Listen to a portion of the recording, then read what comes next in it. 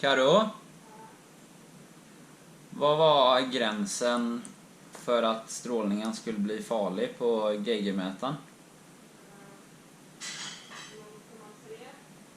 0,3. Okej.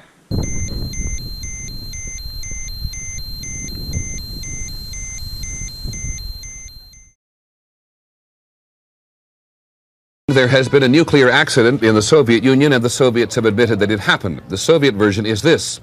One of the atomic reactors at the Chernobyl atomic power plant near the city of Kiev was damaged, and there is speculation in Moscow that people were injured and may have died.